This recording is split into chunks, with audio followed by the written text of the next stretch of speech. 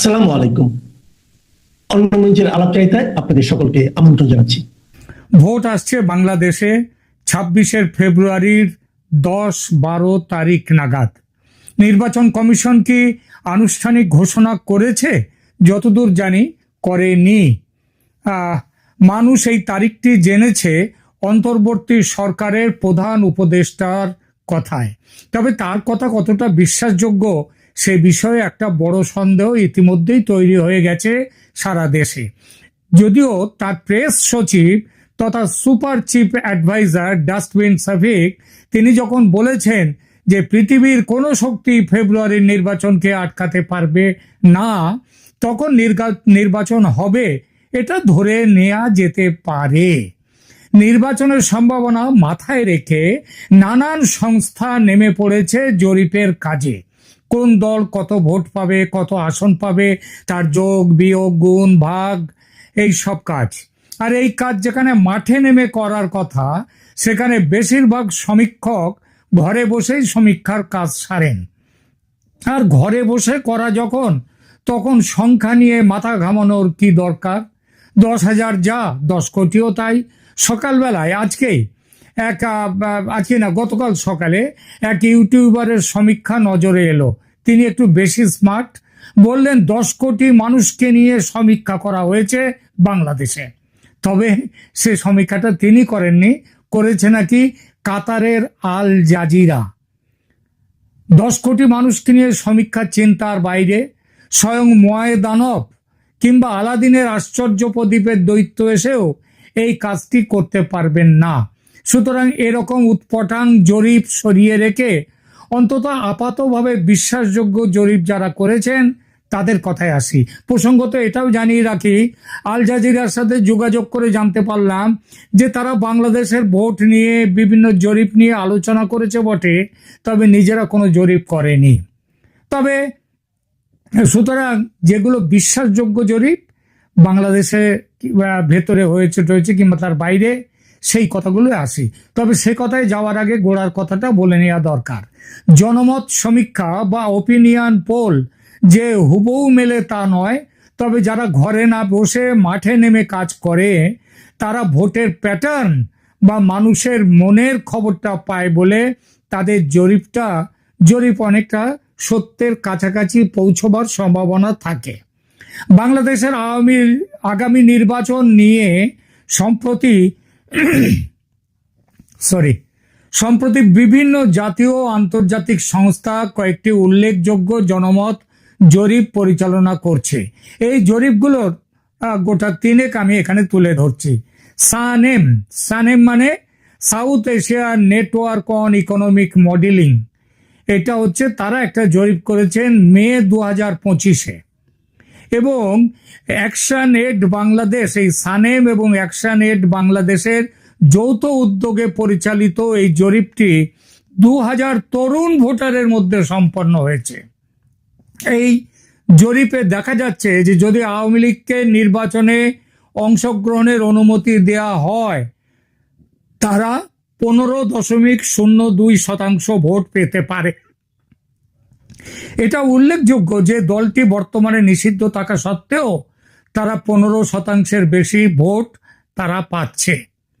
এইটা কিন্তু মোট এখানে কতজনের সমীক্ষা করা হয়েছে, কতজনকে নিয়ে? ২০০০ কাদেরকে? তরুণদের নিয়ে। এটা খেয়াল রাখতে হবে।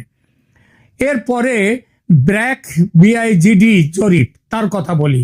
এটা হচ্ছে জুলাই ২০২৫-এ ব্র্যাক বিশ্ববিদ্যালয়ের গভর্নেন্স অ্যান্ড ডেভেলপমেন্ট ইনস্টিটিউট, সংক্ষেপে যাকে বলা হয় বিআইজিডি, সেই বিআইজিডি কর্তৃক পরিচালিত আরেকটু বড় মাপের জরিপ। সেখানে ৫,৪৮৯ জন উত্তরদাতা, ৫,৪৮৯ জনকে নিয়ে জরিপটি করা হয়েছে। তাদের মধ্যে আওয়ামী লীগের সমর্থনের হার ৭.৩%। অক্টোবর ২০২৪ সালের তুলনায় এটি সামান্য কম হয়েছে। এর আগে ২০২৪ সালের অক্টোবরে এই হার ছিল ৮.৯%। এরপর আসি ইনোভেশন কনসাল্টিং জরিপ। এরা করেছে এই জরিপটি মার্চ ২০২৫-এ। 10,696 জন ভোটারের ওপর পরিচালিত এই জরিপে প্রকাশিত ভোটারদের মধ্যে আওয়ামী লীগের সমর্থন 13.96%, আর বিএনপি বিরাটভাবে এগিয়ে 41.69%, এবং জামাত ইসলামী তারা পেয়েছে 31.56% মানুষের সমর্থন। কোন মানুষ? ওই যে 10,696 জন কবে হয়েছে? মার্চ মাসে। যে জরিপগুলোর কথা বললাম, খেয়াল করবেন তাদের একটি বাদে বাকিগুলো 7-8 মাস, 6-7 মাস আগে করা। এই 6-7 মাসে পদ্মা মেঘনা দিয়ে অনেক জল গড়িয়ে গেছে। ইউনূস সরকারকে পছন্দ করা নিয়ে যদি 6-7 মাস আগে জরিপ হতো, তাহলে ধরা যায় যে অন্তত 50% কাছাকাছি মানুষ ইউনূস সরকারের পক্ষে রায় দিত, কারণ তখনও তাদের চেহারাটা পুরোপুরি খোলেনি। আর ঠিক আজকে, মানে ধরা যাক এই সেপ্টেম্বরে এসে যদি মানুষের পছন্দ জানতে চাওয়া হয়, তাহলে 20-25% মানুষও ইউনূস সরকারের পক্ষে থাকবেন কিনা সন্দেহ। আর ইউনূসের পক্ষে না থাকা মানে যেসব দল এই সরকারের সঙ্গে আছে, মানুষ তাদের সঙ্গেও থাকবে না, তাদেরকেও সমর্থন দেবে না, তাই তো নাকি? তো কারা আছে এই সরকারের পক্ষে? প্রথমত এনসিপি এবং তাদের সঙ্গে ওই সব কি নাগরিক অধিকার মঞ্চ টঞ্চ কি আছে তারা, দ্বিতীয়ত জামায়াতে ইসলামী, তৃতীয়ত অন্যান্য ইসলামী দলগুলোর জোট, এবং চতুর্থত বিএনপি, বাংলাদেশ ন্যাশনালিস্ট পার্টি, যারা এতদিন নিজেদেরকে বলতো যে আওয়ামী লীগের বাইরে ওরাই হচ্ছে ওদের জনভিত্তি সব থেকে বেশি। বিএনপি কয়েক মাস ধরে ধরি মাছ নাছুই পানি করে কাটিয়েছে। এক মুখে মুক্তিযুদ্ধের পক্ষে বলছে, আবার অন্য মুখে মুক্তিযুদ্ধের বিরুদ্ধে বলছে, মুক্তিযুদ্ধের বিরুদ্ধে কাজ করছে। ধানমন্ডির 32 নম্বর ভাঙায় অন্যতম বড় ভূমিকা বিএনপির। এছাড়া চাঁদাবাজিতে এত দুর্নাম জুটিয়েছে যে বিএনপিকে এখন বাংলাদেশের সবচেয়ে ঘৃণিত রাজনৈতিক দল বলে মনে করছে দেশের মানুষ।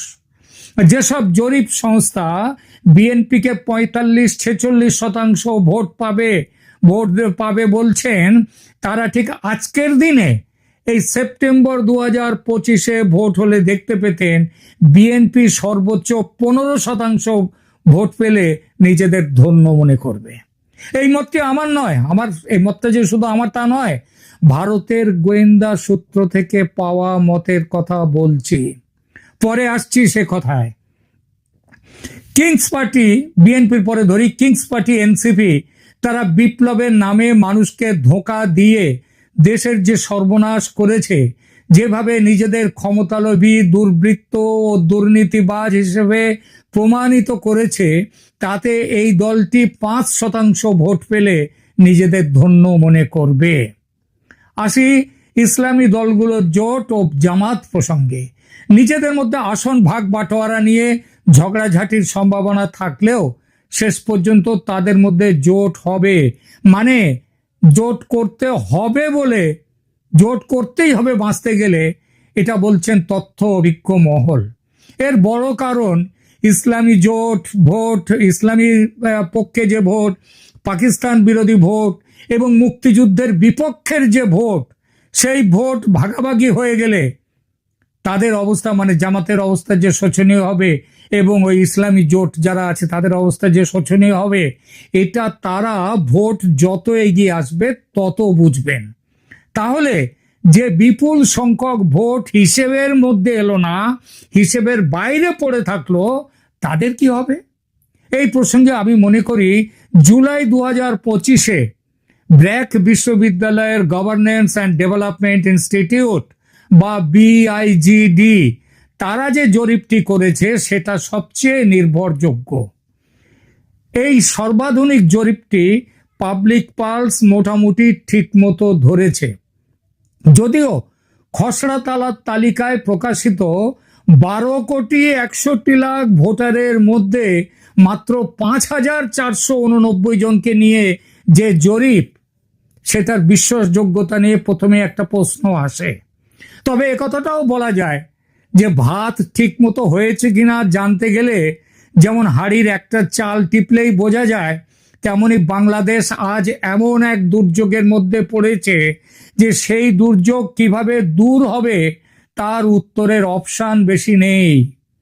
উত্তর একটাই, সেই উত্তরটা কি? উত্তর হলো দেশকে বাঁচাতে পারে আর কেউ নয়, শেখ হাসিনার নেতৃত্বে আওয়ামী লীগ। ব্র্যাক বিশ্ববিদ্যালয়ের জরিপে আওয়ামী লীগের সমর্থনের হার 7.3%। অক্টোবর 2024 সালের তুলনায় এটি সামান্য কম, তখন ছিল 8.7%, এমনই হবে। কিন্তু ব্র্যাকের জরিপের একটা বড় বৈশিষ্ট্য হলো যে 48.5% মানুষ যাদেরকে নিয়ে সমীক্ষা করেছে, তাদের 48.5%, প্রায় অর্ধেক মানুষ, তারা কোনো মত দেয়নি। কেন দেয়নি? সবচেয়ে বড় কারণ, নিজেদের পছন্দ প্রকাশ করে কোনো ঝামেলা বা বিপদে পড়তে চায়নি তারা, তাই নিজেদের কথা, মনের কথা বলেনি। কারণ এইবার প্রশ্ন করুন যে তারা ঝামেলার যে ভয় করছে, সেই ঝামেলাটা কে করবে? কে আবার করবে? করবে সরকার বাংলাদেশের, এবং সরকারের সঙ্গে যে রাজনৈতিক দলগুলো আছে তারা করবে। প্রিয় দর্শক, এই 48.5% ভোটারকে কি আপনি সরকারের বা সরকারের সঙ্গে যে দলগুলো আছে, বিএনপি, জামাত, এনসিপি, এদের সমর্থক মনে করেন? যদি কেউ তেমন মনে করেন তাহলে বলবো যে তিনি প্রচণ্ড ভুল করছেন। এরা সরকার বিরোধী এবং সরকারের সঙ্গী যে দলগুলো আছে তাদেরও বিরোধী। এদের পুরোটাই, হ্যাঁ বলছি পুরোটাই, মানে 100% না হলেও তার কাছাকাছি আওয়ামী লীগ, তার সঙ্গী জাতীয় পার্টি এবং 14 দলের সঙ্গে জোট হলে তাদেরকেই ভোট দেবে। তাহলে ব্র্যাক বিশ্ববিদ্যালয়ের জরিপ মোতাবেক 50 থেকে 55% ভোট পাবে আওয়ামী লীগ জোট। ওই যে 7.8% মতো, তার সাথে 48-এর মধ্যে থেকে অন্তত 46-47% কাছাকাছি মানুষ তাদেরকে ভোট দেবে, আওয়ামী লীগকে। তাহলেই এসে যায় 50 থেকে 55% ভোট আওয়ামী লীগের পক্ষে।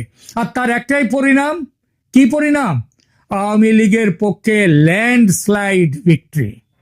300 আসনের মধ্যে 250 আসন পাবে আওয়ামী লীগ। অবিশ্বাস্য মনে হচ্ছে? বিশ্বাস করতে কষ্ট হচ্ছে? তাহলে একটি তথ্য দিই, যেটা শুরুতে একবার বলেছি। ভারতের বিভিন্ন গোয়েন্দা সূত্র বাংলাদেশে অতি সংগোপনে ভোটের সার্ভে করেছে, যে কথা একটু আগে উল্লেখ করেছি। সেই সার্ভেতেও প্রায় একই কথা। আমার কাছে সেই সার্ভের লিখিত কপি নেই বটে, আমাকে দেননি লিখিত কপি, কারণ এটা সরকারি ডকুমেন্ট। তবে পড়ার সৌভাগ্য হয়েছিল আমার সেই রিপোর্টটি। সেখানে কোন দল কত ভোট ও কত আসন পেতে পারে তার একটা সম্ভাব্য হিসাবও আছে। আওয়ামী লীগ তো বলেছি ওই 200 থেকে 250-250 মতো আসন পাবে আওয়ামী লীগ, আর এই 300 আসনের মধ্যে 250 আসন পাবে বলেছে আওয়ামী লীগ। আর আওয়ামী লীগ নিয়ে তো বললাম, বাকি দলগুলো নিয়ে আলোচনায় যাচ্ছি না, তাদের কথা বলার নয়। শুধু একটা কথা বলার আছে যে জামাতে ইসলামী বিএনপির চেয়ে অনেক বেশি ভোট পাবে। এবারের নির্বাচনে সবচেয়ে খারাপ ফল হবে বিএনপির। এর মধ্যে একটা যদি আছে অবশ্য। যদিটা হলো, আওয়ামী লীগ নির্বাচনে প্রতিদ্বন্দ্বিতার সুযোগ পেলে তবেই এই ফলাফল হতে পারে। আর যদি সুযোগ না পায়, কলকাতায় অবস্থিত কেন্দ্রীয় গোয়েন্দা সংস্থার ভারপ্রাপ্ত আধিকারিক একদম স্পষ্ট করে বললেন, no Awami League, no vote. অর্থাৎ ভোট হচ্ছে বাংলাদেশে এবং আওয়ামী লীগ থাকছেই সেই ভোটে। ভারতীয় গোয়েন্দা সূত্র কিসের ভিত্তিতে এমন ফোরকাস্ট করছে আওয়ামী লীগের পক্ষে বা পূর্বাভাস দিচ্ছে, আমার পরের প্রশ্ন ছিল সেটা। এর উত্তরে তিনি একটা লম্বা ফিরিস্তি দিলেন আমাকে। আমি একটু সংক্ষিপ্ত করে বলছি আপনাদের যে আওয়ামী লীগের এই জনপ্রিয়তার কি কারণ। প্রথম কারণ, প্রথমে অর্থনৈতিক অগ্রগতির উত্তরাধিকার, সেই বিষয়টা বলা যাক। শেখ হাসিনার নেতৃত্বে আওয়ামী লীগ সরকার বাংলাদেশের অর্থনৈতিক ক্ষেত্রে উল্লেখযোগ্য সাফল্য অর্জন করেছিল। দলটির আমলে বার্ষিক গড় জিডিপি 6.29% বেড়ে গিয়েছিল, পৌঁছেছিল। মাথাপিছু আয় মাথাপিছু আয় 2009 সালের $698 ছিল, 2023 সালে সেটা $2,500 উন্নীত হয়েছে, মানে প্রায় 400 গুণের কাছাকাছি, 400% বৃদ্ধি। এরপরে 25 মিলিয়নেরও বেশি মানুষ, মানে 2.5 কোটির বেশি মানুষ বাংলাদেশের দারিদ্র সীমার উপরে উঠে এসেছিল। এরপর পদ্মা সেতুর মতো মেগা প্রকল্প বাস্তবায়িত হয়েছিল। এবার আসি কিছু অবকাঠামো উন্নয়নে। সরকারের আমলে বিদ্যুতের সুবিধা 57% থেকে 99% উন্নীত হয়েছিল এবং ইন্টারনেট ব্যবহারকারীর সংখ্যা 3% থেকে 39% গিয়ে পৌঁছেছিল। এর সঙ্গে আছে আওয়ামী লীগের ঐতিহাসিক পরিচয় ও তার শেকড়ের জোর। আওয়ামী লীগ বাংলাদেশে প্রাচীনতম রাজনৈতিক দল হিসেবে মুক্তিযুদ্ধ ও স্বাধীনতা সংগ্রামের সাথে গভীরভাবে জড়িত।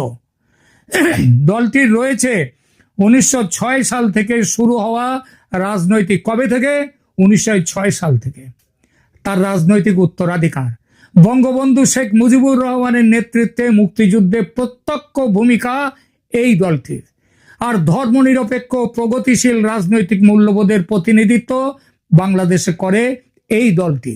এবং সবশেষে দলের যে প্রাতিষ্ঠানিক শক্তি তার কথা বলবো। আওয়ামী লীগে রয়েছে বাঙালি মুসলমানদের মধ্যে এবং বাঙালি হিন্দুদের মধ্যে গ্রহণযোগ্যতার একটি শক্তিশালী ঐতিহাসিক ভিত্তি। এমনকি প্রতিযোগিতামূলক নির্বাচনেও দলটির ধারাবাহিকভাবে অন্তত 35 থেকে 40% এবং তারও বেশি জনপ্রিয় ভোট পেয়েছে। আওয়ামী লীগের গ্রামীণ এলাকায় তুলনামূলক শক্তিশালী সমর্থন রয়েছে। দলটির উন্নয়নমূলক কর্মসূচি, বিশেষ করে দারিদ্র্য বিমোচন ও কৃষি সহায়তা কর্মসূচিগুলো গ্রামীণ জনগোষ্ঠীর মধ্যে ব্যাপক প্রভাব ফেলেছে। আর আছে মহিলা ভোটারদের সমর্থন। বিভিন্ন জরিপে দেখা গেছে যে আওয়ামী লীগ মহিলা ভোটারদের কাছে তুলনামূলকভাবে বেশি জনপ্রিয়।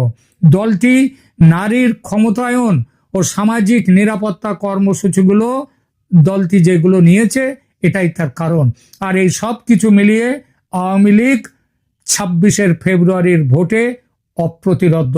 তবে একটা কথা বলে, ভোট তার আগেও হতে পারে, কিন্তু যখনই হোক আওয়ামী লীগ থাকছেই ভোটে। এখনকার মতো এখানেই রাখছি।